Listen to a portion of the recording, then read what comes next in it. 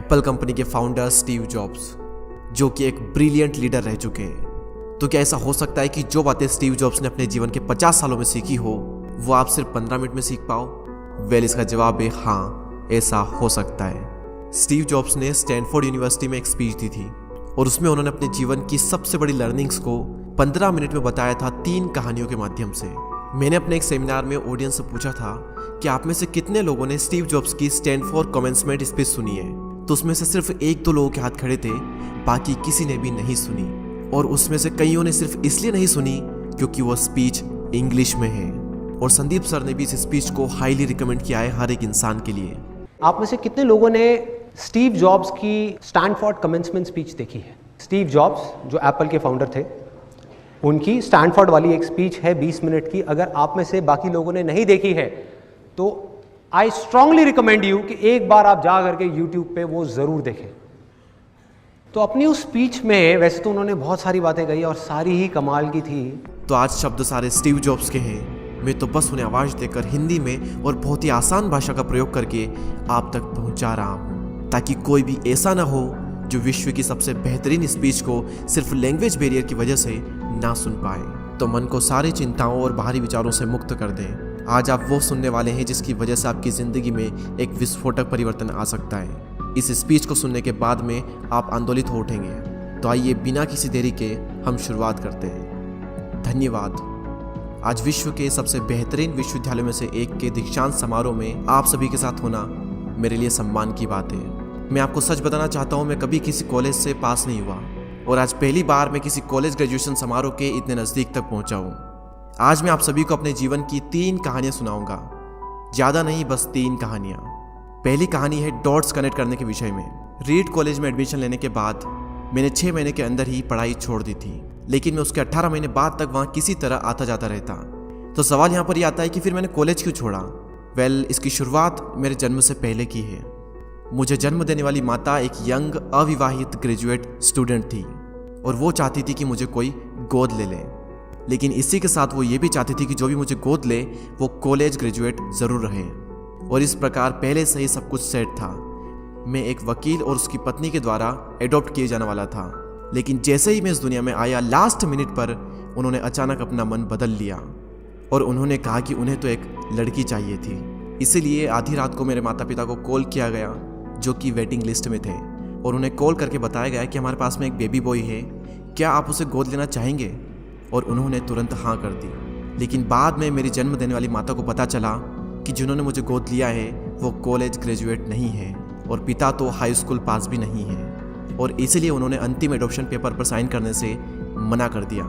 लेकिन फिर कुछ ही महीने बाद मेरे होने वाले माता पिता ने मेरी माँ को वचन दिया कि हम इसे कॉलेज ज़रूर भेजेंगे, और इस वजह से उसकी माता मान गई और फिर मुझे अडॉप्ट कर लिया गया। और कुछ इस तरह मेरी ज़िंदगी की शुरुआत हुई और 17 वर्ष के बाद में मैं कॉलेज गया।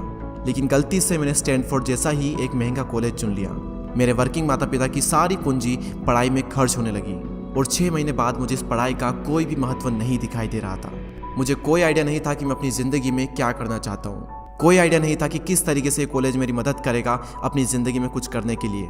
और यहाँ पर मैं अपने माता पिता की जीवन भर की पूंजी पढ़ाई में खर्च करता जा रहा हूँ। और इसीलिए मैंने कॉलेज ड्रॉप आउट करने का डिसीजन लिया और यही सोचा कि जो होगा अच्छा होगा।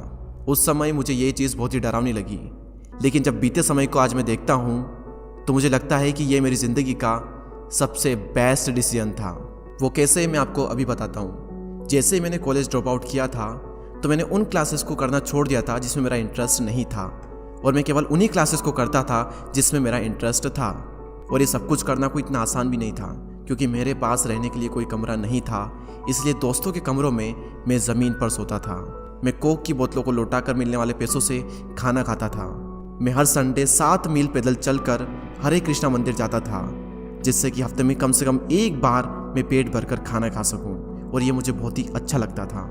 अब मैं आपको बताता हूँ कि क्यों कॉलेज ड्रॉप आउट करना मेरी ज़िंदगी का सबसे बेस्ट डिसीजन था। उस समय रीड कॉलेज देश की सबसे अच्छी जगह थी जहाँ कैलीग्राफी सिखाई जाती थी।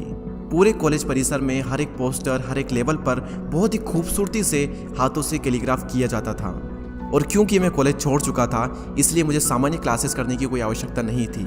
तो मैंने निर्णय लिया कि मैं कैलीग्राफी की क्लासेस करूंगा और इसे अच्छी तरीके से सीखूंगा।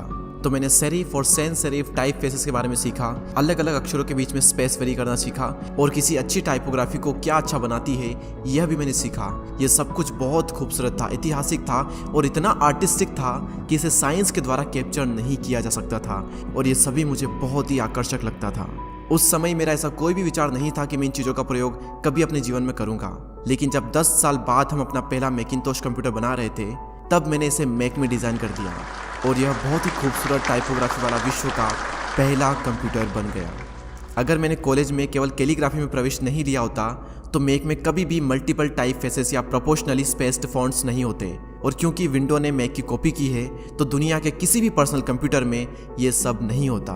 अवश्य ही जब मैं कॉलेज में था तो भविष्य को देखकर इन डॉट्स को कनेक्ट करना असंभव था, लेकिन जब 10 साल बाद में बीते समय को देखता हूँ तो मुझे सब कुछ क्लियर नजर आता है। आप केवल पीछे देखकर ही डॉट्स को कनेक्ट कर सकते हो, इसीलिए आपको विश्वास करना होगा कि अभी जो भी हो रहा है वो आगे चलकर किसी न किसी तरह से आपके फ्यूचर से कनेक्ट हो जाएगा। आपको किसी न किसी में तो विश्वास करना ही होगा, अपने गट्स में, अपने भाग्य पर, अपने जीवन पर या फिर अपने कर्मों पर। किसी न किसी चीज पर तो विश्वास करना ही होगा, क्योंकि इस बात में विश्वास रखना कि आगे चलकर डॉट्स कनेक्ट होंगे, ये आपको अपने दिल की आवाज सुनने की हिम्मत देगा, और उस समय भी जब आप बिल्कुल अलग रास्ते पर चल रहे होंगे, और यही बात आपको बाकी लोगों से अलग बनाएगी। तो मेरी पहली कहानी से सबसे बड़ी सीख यही है कि जो हो रहा है वो अच्छे के लिए हो रहा है, और अभी आप जो भी कर रहे हैं वो आगे चलकर आपके किसी न किसी काम जरूर आएगा। आप बस अपने आप में विश्वास रखकर करते जाइए जो कर रहे हैं। मेरी दूसरी कहानी लव और लॉस के विषय में है।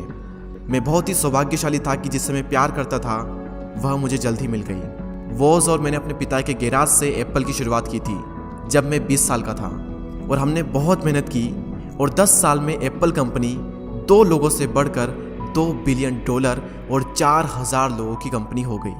हमने अभी 1 साल पहले ही मैकिंटोश रिलीज़ किया और मैं 30 साल का हो गया था, और कंपनी ने मुझे निकाल दिया। आप सभी लोग सोच रहे होंगे कि अपनी ही बनाई हुई कंपनी से मुझे कैसे निकाल दिया। जैसे जैसे एप्पल ग्रो करने लगी, हमने एक बुद्धिमान आदमी को हायर किया जिसे मैंने सोचा कि वो मेरे साथ मिलकर कंपनी को आगे बढ़ाएगा। पहले 1 साल सब कुछ ठीक चल रहा था, लेकिन फिर उसके बाद कंपनी के फ्यूचर विजन को लेकर हम दोनों में विवाद होने लगे, और बात बोर्ड ऑफ डायरेक्टर तक पहुंच गई और उन लोगों ने उसका साथ दिया, और इस तरीके से 30 वर्ष की आयु में मुझे अपनी ही कंपनी से निकाल दिया गया। जो मेरी पूरी एडल्ट लाइफ का फोकस था वो अब खत्म हो चुका था, और यह पूरी तरह से मुझे बर्बाद करने वाला था, और कुछ महीनों तक मुझे कुछ भी समझ में नहीं आया कि मैं क्या करूं। मैं एक बहुत बड़ा पब्लिक फेलियर था, और एक बार तो मैंने वैली छोड़कर जाने का भी सोचा, लेकिन धीरे धीरे मुझे एहसास हुआ कि मैं जो काम करता हूँ मैं उसके लिए अभी भी पैशनेट हूँ। एप्पल में जो कुछ भी हुआ उसकी वजह से मेरे पैशन में थोड़ी भी कमी नहीं आई। मुझे उन्होंने अस्वीकार कर दिया, लेकिन फिर भी मैं अपने काम से प्यार करता हूँ, और इसीलिए मैंने एक बार फिर से शुरुआत करने की सोची। मैं उस वक्त ये नहीं देख पाया था, लेकिन अब मुझे लगता है कि एप्पल से निकाले जाने से अच्छा मेरे साथ कुछ और हो ही नहीं सकता था। सफल होने का बोझ अब बिगिनर होने के हल्केपन में बदल चुका था।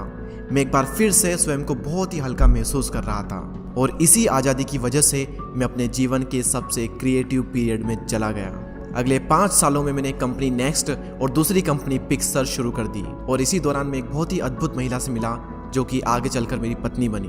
पिक्सर ने विश्व की पहली computer animated movie toy story बनाई, और आज के समय यह दुनिया का सबसे सफल एनिमेशन स्टूडियो है। और एप्पल ने एक अप्रत्याशित कदम उठाते हुए नेक्स्ट को खरीद लिया, और मैं फिर से एप्पल में चला गया।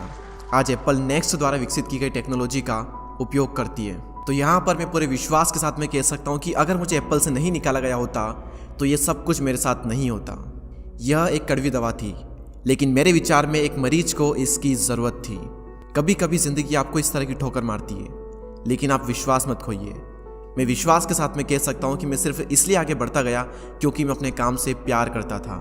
जितना अपने प्यार को जानना ज़रूरी है, उतना ही ज़रूरी है अपने काम को खोजना जिसे आप सच में एंजॉय करते हो, क्योंकि आपका काम आपकी ज़िंदगी का एक बहुत ही बड़ा हिस्सा होता है। और वास्तविक रूप से संतुष्ट होने का सिर्फ यही एक तरीका है कि आप वो करें जिसे आप एक बड़ा काम समझते हैं, और बड़ा काम करने का सिर्फ एक ही तरीका है कि आप वो करें जो आप करना पसंद करते हैं। और अगर अभी तक आपको वो काम नहीं मिला है तो आप रुकिए मत, उसे खोजते रहिए।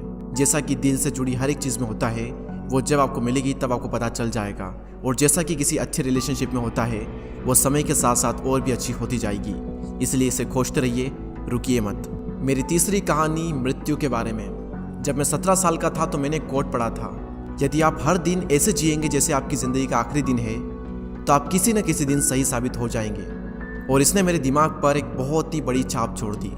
और तब से पिछले 33 सालों से मैं हर सुबह उठकर शीशे में देखता हूँ और खुद से एक सवाल करता हूँ कि अगर आज का दिन मेरी ज़िंदगी का आखिरी दिन होता तो क्या मैं आज वो करता जो मैं करने वाला हूँ। और अगर इसका आंसर ना होता है तो मैं समझ जाता हूँ कि कुछ न कुछ बदलने की ज़रूरत है। इस बात को याद रखना कि एक दिन मरना है किसी भी चीज़ के खोने के डर को दूर करने का सबसे अच्छा तरीका है। आप पहले से ही नंगे हैं, ऐसा कोई भी कारण नहीं है कि आप अपने दिल की ना सुने। करीब 1 साल पहले ही मुझे पता चला कि मुझे कैंसर है। सुबह 7:30 बजे मेरा स्कैन हुआ और उसमें साफ दिखाई दे रहा था कि मेरे पेनक्रियाज में ट्यूमर है। और सच कहूँ तो मुझे तो ये भी नहीं पता था कि पेनक्रियाज होता क्या है। डॉक्टर ने लगभग पूरे विश्वास के साथ में मुझे बताया कि मुझे एक ऐसा कैंसर है जिसका उपचार करना संभव नहीं है और अब मेरे पास केवल 3 से 6 महीने ही बचे हैं। डॉक्टर ने मुझे सलाह दी कि मैं घर जाऊं और सभी चीज़ें व्यवस्थित कर लूं। यानी कि डॉक्टर की भाषा में इसका मतलब था कि आप मरने की तैयारी कर लीजिए। यानी कि वो सारी चीज़ें जो आप अगले 10 साल में करने वाले थे वो बचे हुए दिनों में कर लीजिए, क्योंकि आपका अंतिम समय आ चुका है।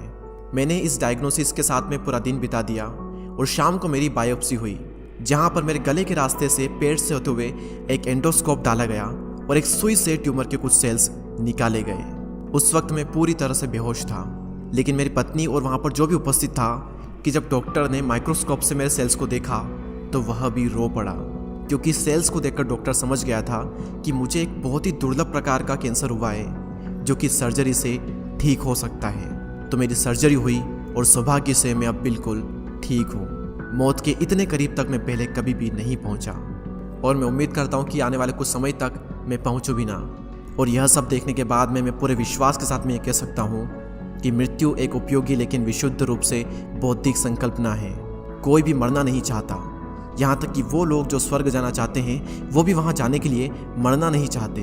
मृत्यु ही वो स्थान है जहाँ पर हम सभी लोग जाते हैं। आज तक कोई भी इससे बचा नहीं है और ऐसा होना ही चाहिए, क्योंकि इस जीवन का एकमात्र सबसे बड़ा आविष्कार है वो है मृत्यु।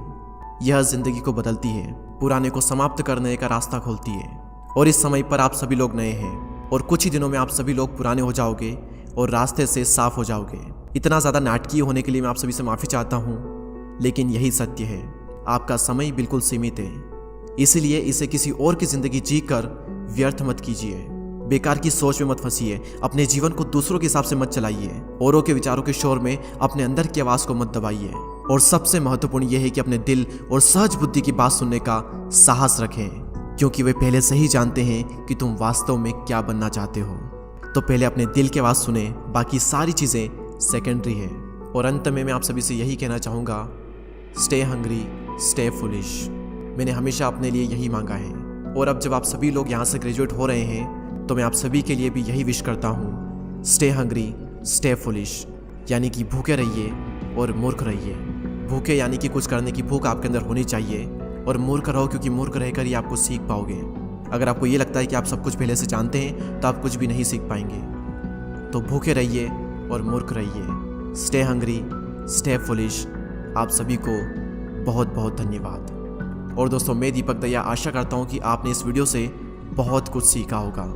इस स्पीच को कन्वर्ट करने में या फिर मुझसे कुछ भूल हुई हो तो उसके लिए मुझे माफ़ करते हैं। ऐसे ही और inspiring, motivational, life changing videos को देखने के लिए हमारे चैनल को सब्सक्राइब करके बेल आइकन को प्रेस करें। मैं आपसे मिलूंगा अगले वीडियो में, तब तक के लिए जय हिंद, जय भारत।